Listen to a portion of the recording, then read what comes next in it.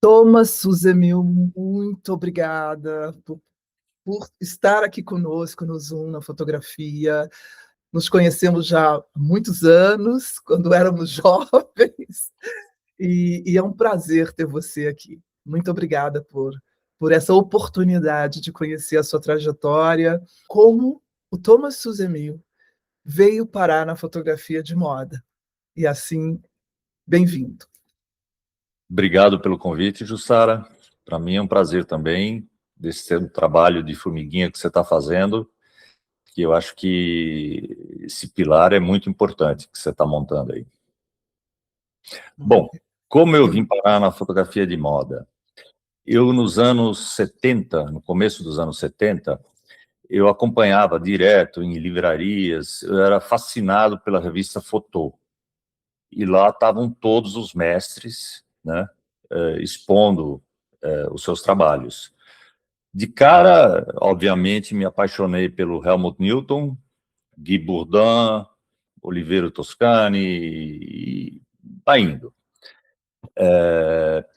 Bom, isso foi nos anos 70, e daí chegou em 75, eu acabei me inscrevendo numa escola de fotografia em Munique, e eles me aceitaram. Daí eu peguei, em 76, peguei um avião, fui para lá, e era para fazer 2 anos de escola. Depois de 2 anos, que foi... Era assim meio cruel, porque, por exemplo, o primeiro ano, você só podia fotografar em 4x5. Você não podia fotografar em 35 milímetros, era muito alemão, né, rígido. Mas, ao mesmo tempo, foi legal, porque te forçou a fazer uma coisa séria, né?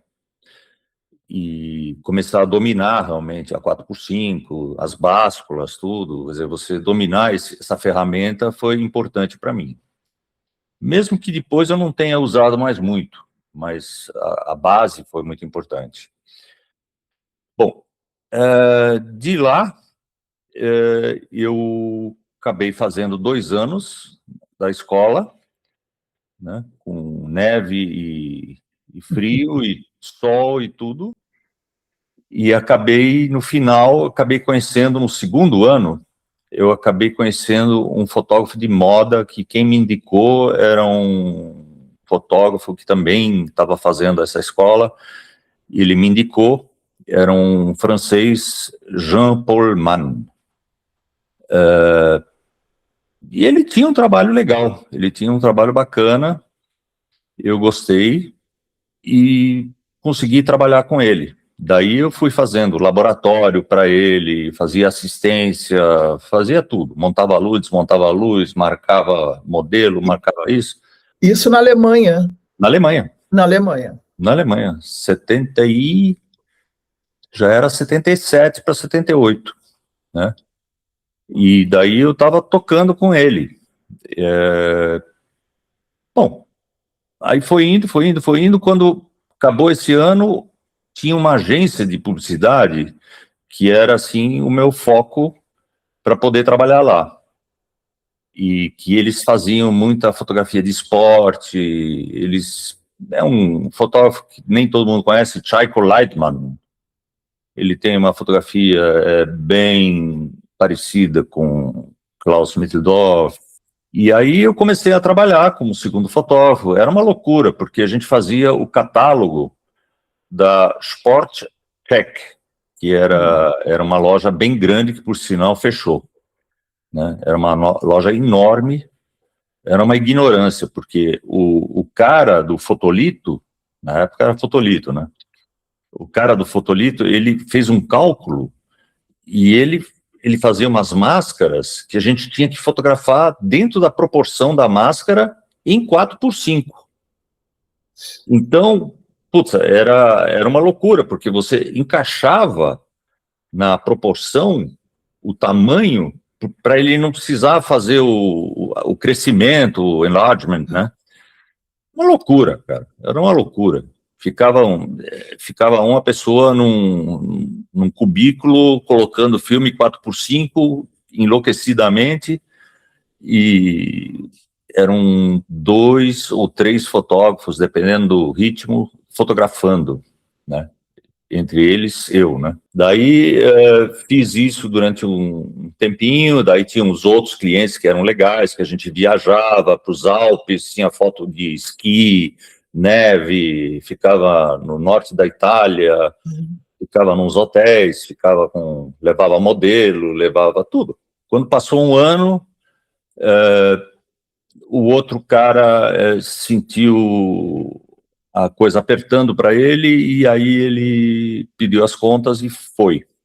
Daí eu virei o primeiro fotógrafo. Aí eu fiquei mais 1 ano e meio como primeiro fotógrafo, tocando, e foi muito legal, cara. Foi muito legal, aprendi pra caramba, coordenação, tudo. Tocava um estúdio, não tinha muita gente, não era um estúdio Abril, né, que tinham vários estúdios, né, mas era um estúdio que eu tocava e tinha uma responsabilidade, né. Quando eu voltei para o Brasil, né, desculpa, pulei uma parte aí. Na verdade, eu voltei para o Brasil não porque eu queria. Eu voltei para o Brasil porque o exército alemão começou a querer me puxar. Aí eu optei por voltar. E aí teve um dia que apareceu lá em casa o Paulo Rocha, que eu não conhecia, né? E me apresentaram o Paulo Rocha e acabaram todos dormindo na minha casa, né? Era o Paulo Rocha, o Raul Gazola. Ator, Raul Gazola. Ele era modelo na época. Ah, Era tá. modelo. Raul Gazola, e tinha um outro que era irmão do Kikito, fotógrafo, que era o Reinaldo Amaral. Sei. Kikito, conheci há pouco tempo o trabalho do Kikito. Ele tá fazendo uns retratos, né? É. E aí, bom, daí foi que eu fui conhecendo esse pessoal, e aí quando eu voltei para o Brasil, eu procurei, o Paulo falou, pô, me procura lá, vamos conversar, papapá. Cheguei no Brasil, eu procurei ele, né? Aí a gente conversando, papapá, ele falou, porra, Thomas, eu tô querendo, na verdade, fazer aqui um estúdio, uma produtora, você não quer trabalhar aqui com a gente? Falei, bom, tudo bem, vamos nessa, né? E esse namoro durou 5 anos, né? E aí eu fui tocando, né? Teve umas épocas que o Paulo ia para o Rio, ele ficava ausente. Teve outra época que o Paulo decidiu ir para Nova York, tentar a vida lá, a sorte. Comecei, né? No começo, eu estava chegando no Brasil, as primeiras fotos que eu estava fazendo, na verdade, aí eu conheci a Ivete, da Moda Brasil. Ela estava abrindo a revista e ela apareceu e veio conversar comigo. Aí eu comecei a trabalhar um monte com a Moda Brasil. Mas até então você não tinha feito fotografia de moda, você tinha só dentro da sua experiência da publicidade, trabalhado com modelo, coordenando equipe. Eu fazia direto os catálogos lá da Spotcheck, mas não era moda, era foto, nem para CIA, era foto em estúdio, locação, a gente viajava com modelos, tudo, mas não era fotografia de moda, propriamente dito, onde você se envolve criativamente mais forte. E o que a Ivete viu no teu trabalho? Eu acho que ela tinha curtido uma coisa de grafismo, a maneira como eu lidava com a fotografia. Eu tinha uma coisa que eu fazia muito com a fotografia com modelo, eu tinha feito pouco editorial, né? Editorial de revista eu tinha feito pouco. Daí começou, né? As revistas começaram a me chamar, e eu tinha uma inspiração, não é copiar, mas eu tinha assim uma inspiração muito forte nessa época com o Toscani, né, com fotografias de movimento. Não era só o Toscani, mas tinha uma coisa de movimento. As pessoas pulando, as pessoas girando, energia, né? Energia na fotografia, que eu eu tinha isso muito, porque o fotógrafo que eu tinha aprendido a fotografar na Alemanha, ele tinha muito isso.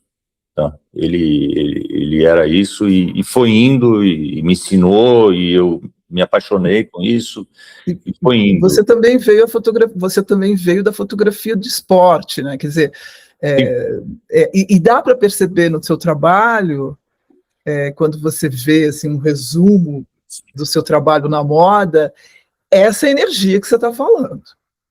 Sim. É super expressivo, tem um movimento do corpo do modelo crescer, isso é bem evidente no teu trabalho, assim.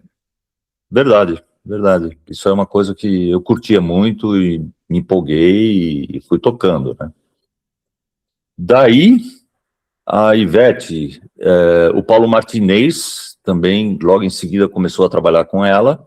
Daí a Leda Gorgoni começou a me chamar para ele. Você fez Vogue muito tempo também com a Regina Guerreiro. Sim. Aí a Regina Guerreiro me conheceu, curtiu o meu trabalho e... Foi nos anos 80, né? Sim, a gente trabalhou muito junto. Uhum. Eu voltei para o Brasil em 81.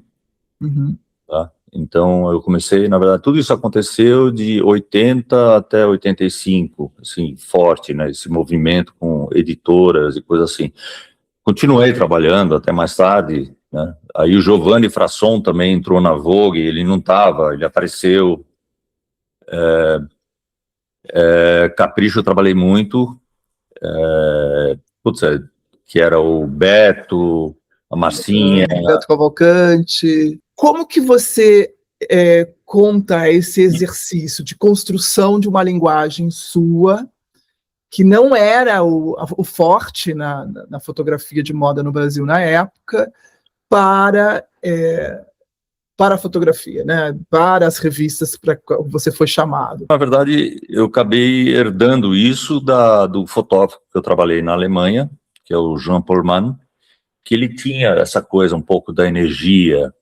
E aí, quando eu comecei a trabalhar aqui no Brasil, eu comecei a passar essa energia também. Eu tinha uma coisa de meio Pavlov, né? Eu dava uns gritos, eu dava umas energizadas e a pessoa se desconcertava e aí você ia dando uns comandos, agora pula, agora não sei o quê, com muita energia. Uhum. E o Sérgio Saraiva, por exemplo, ele adorava o meu jeito. Ele adorava o meu jeito, tanto que ele deve ter incorporado isso também um pouco. E aí, eu acho que acabou se definindo. Eu mesmo, depois, acabei meio que mudando um pouco, né? Acabei parando. Eu acho que você mesmo, eu já escutei outras pessoas falando, pô, por que você não faz aquela coisa de movimento, que você tinha uma energia tão bacana, papapá? Sei lá, eu não voltei muito. É a questão, o mundo gira e eu acabei mudando um pouco, né? Mas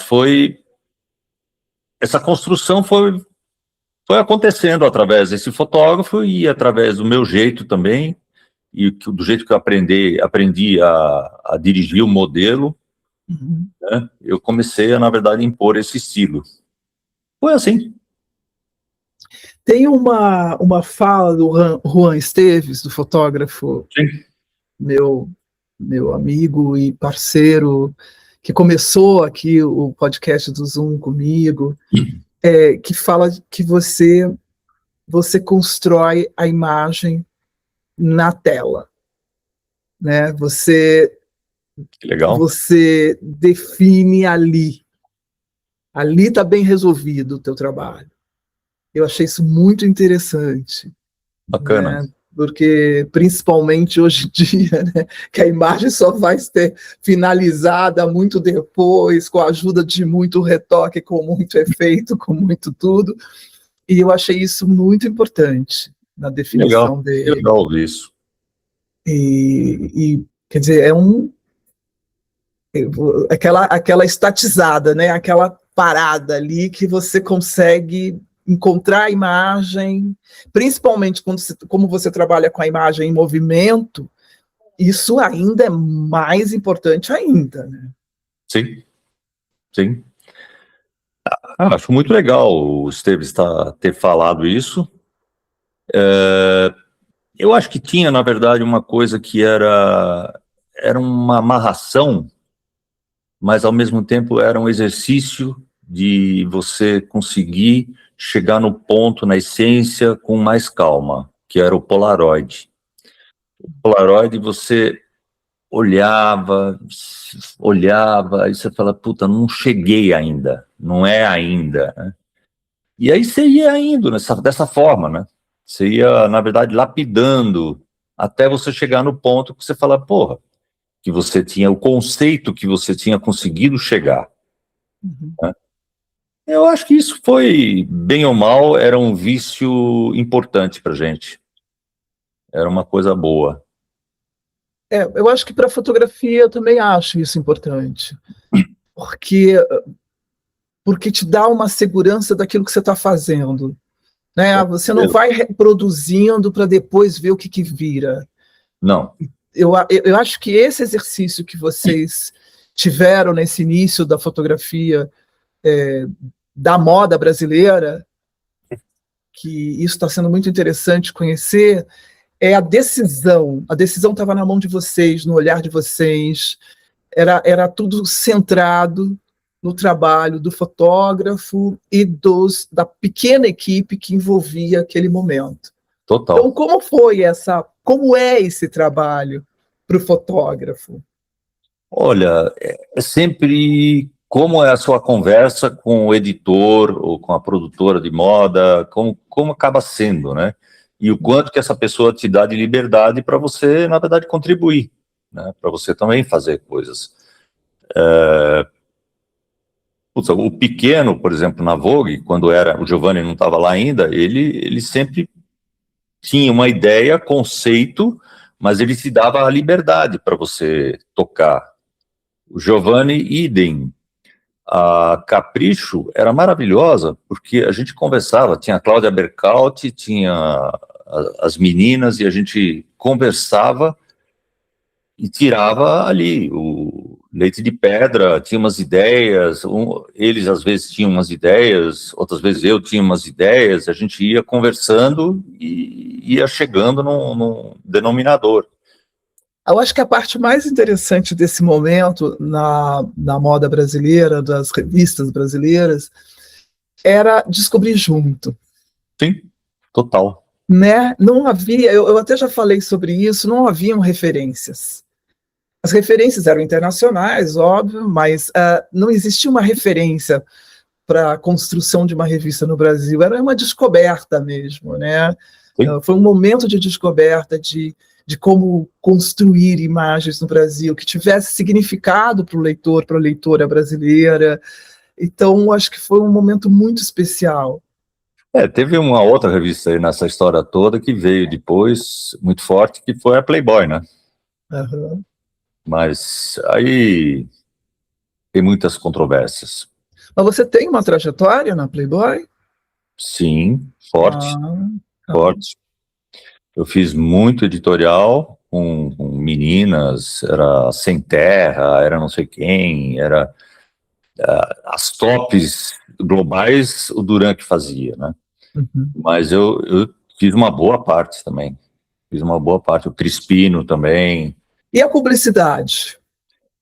Publicidade. Porque a moda leva o fotógrafo para a publicidade. É uma vitrine, né? É uma baita vitrine, e acho que a publicidade se aproveitou, assim, se engrandeceu muito com as imagens de moda dos editoriais das revistas. Eles começaram a entender um outro formato para construir imagem. Então, foi muito interessante. A publicidade bebeu na fotografia de moda. Com certeza. Eles se inspiravam, porque é o que eles olhavam, é o contato que eles tinham. Eles falaram, pô, eu vi teu editorial, bacana, papapá. Mas eu acho que a publicidade teve um lado legal, teve um lado bacana. Eu fiz algumas campanhas, Calvin Klein e coisas assim. Era bem no começo, ainda era da Fischer, era bem cru ainda, né? Depois eu fui tocando para outras coisas, e teve um problema que, na verdade, me crucificou um pouco, porque eu acabei fazendo,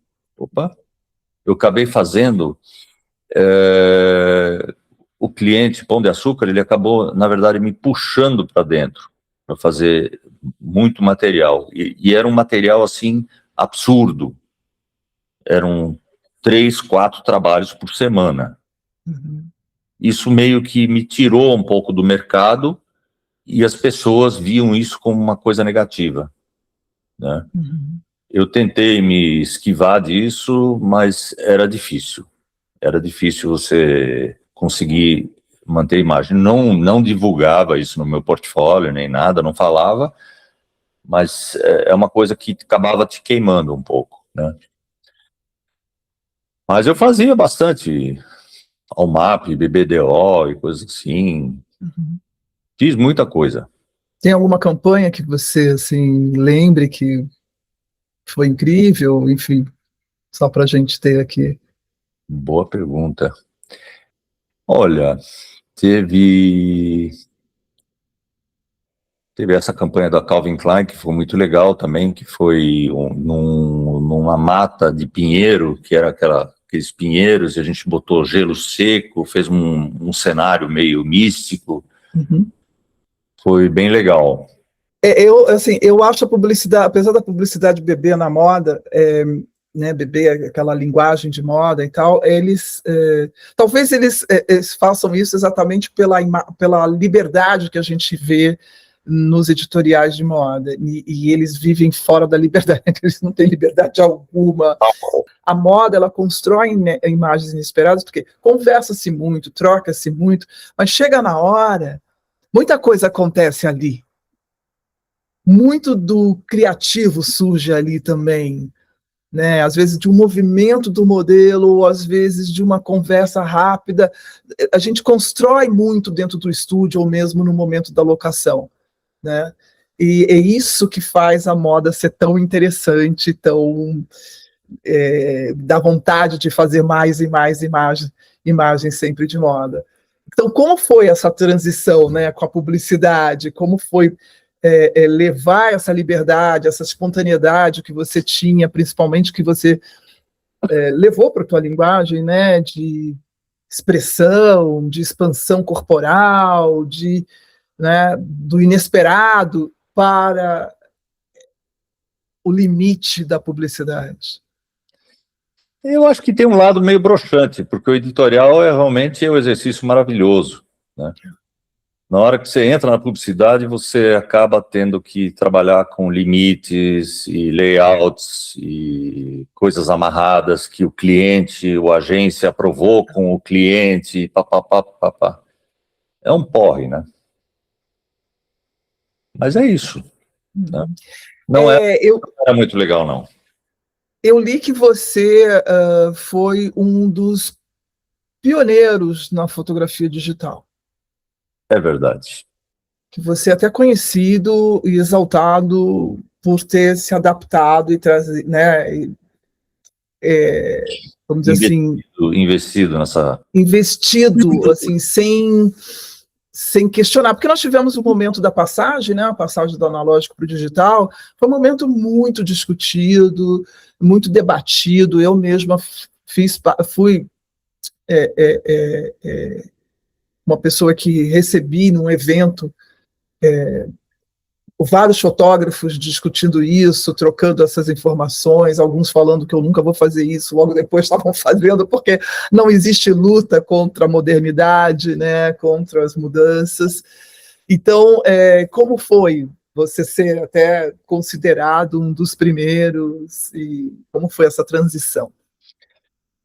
Eu não fui o primeiro na 35mm. Quando eu comecei, na verdade, a Nikon tinha uma câmera que era resolução muito baixa, né?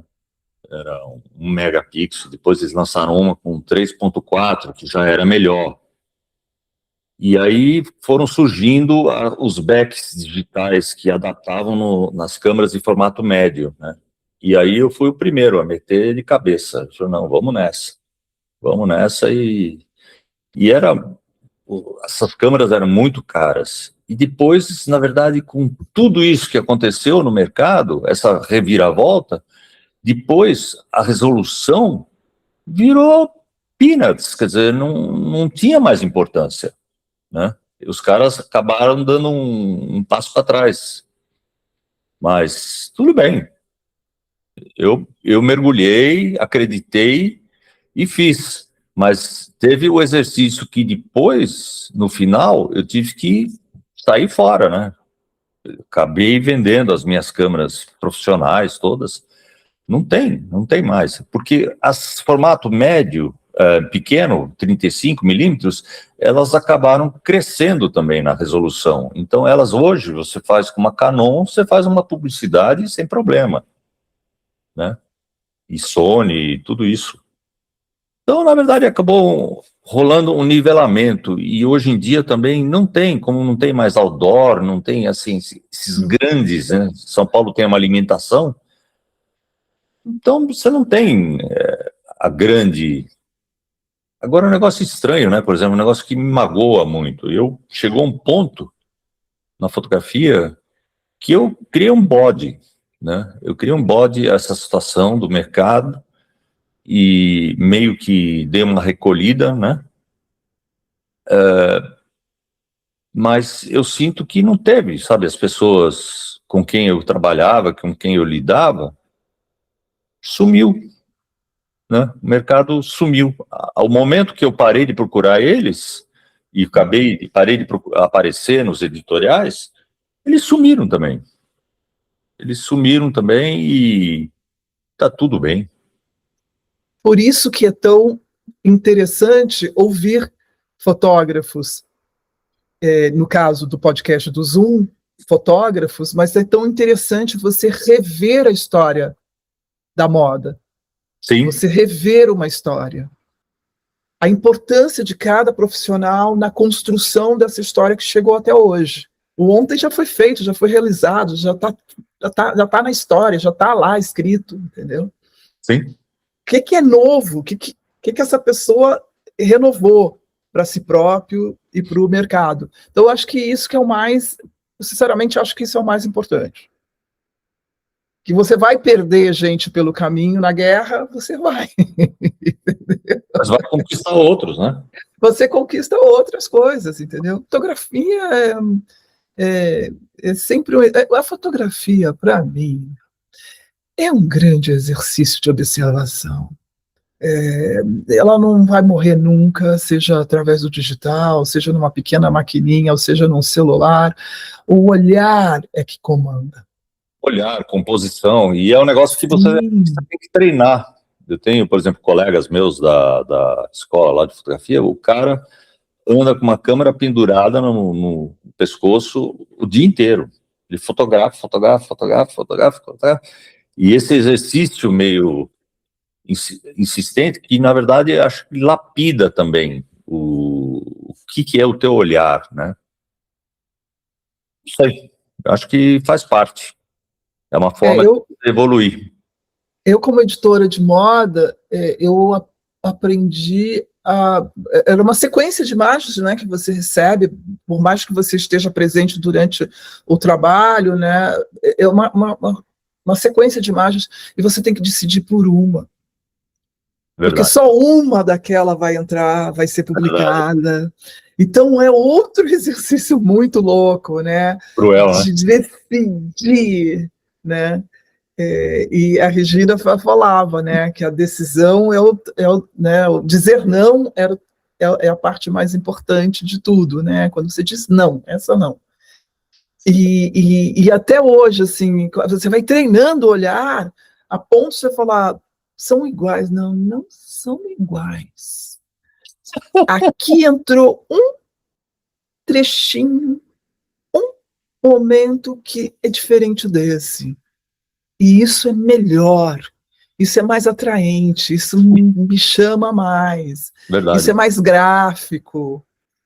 Então, a fotografia... Não, e aqui falando para quem está nos ouvindo, que talvez queira fazer fotografia, esteja iniciando sua vida na fotografia, essa definição é muito importante. Os cliques são únicos. Era tudo, por exemplo, contato, preto e branco, ou cromo, você tinha mesa de luz, não era monitor. Que eu estava falando do Polaroid aquela hora, depois eu lembrei, o monitor também ele trouxe seus benefícios, porque você, olhando para o monitor, você também conseguia lapidar. Você batia uma foto, não conseguia, não chegava, você ia trabalhando. Quer dizer, não é que o Polaroid sumiu, então sumiu esse exercício de lapidação. Não, ele continuou. Ele continuou. Ele ia para o monitor, você olhava.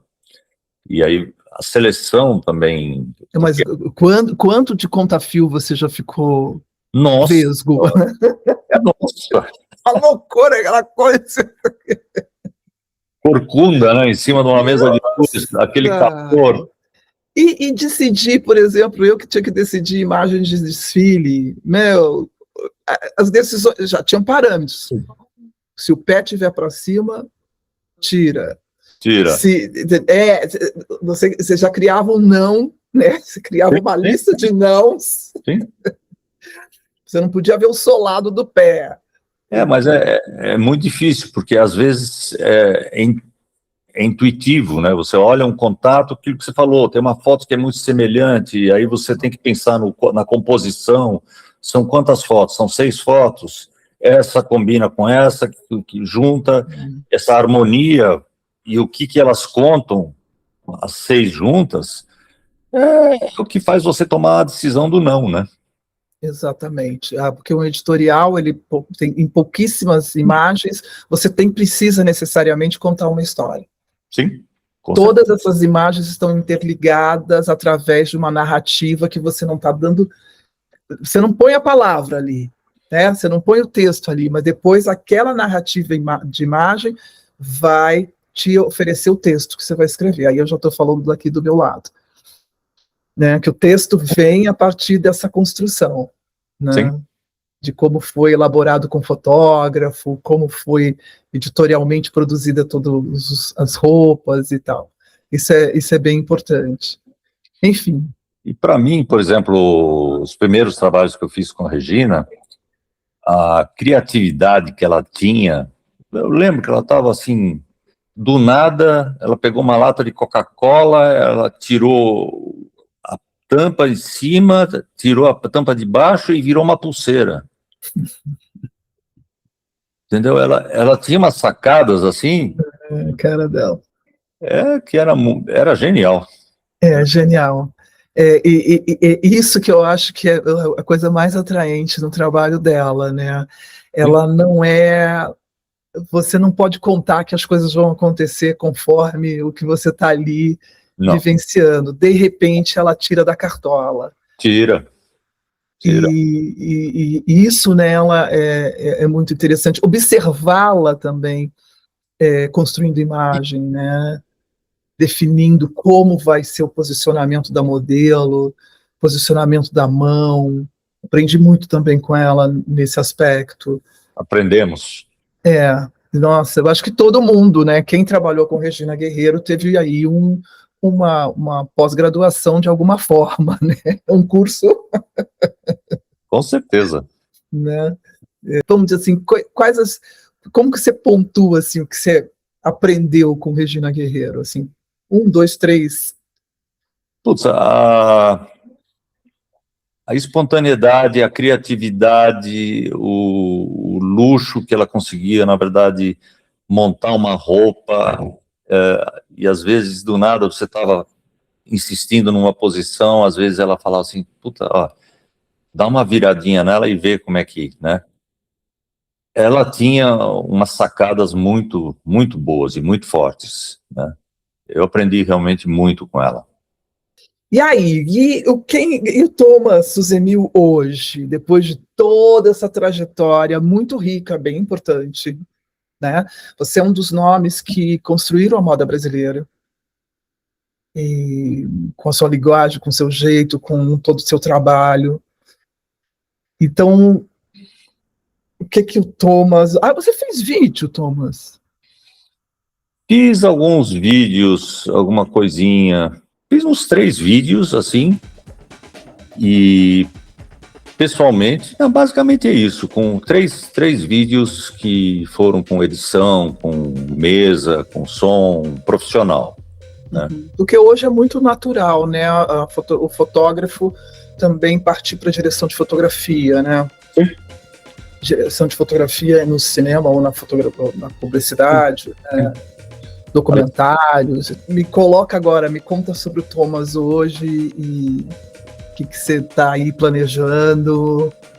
Eu tenho, na verdade, fotografado ainda, mas assim, pessoalmente, tentando fazer uns exercícios, eu fotografo com um iPhone mesmo, ou quando a coisa amadurece, aí eu pego a câmera e vou.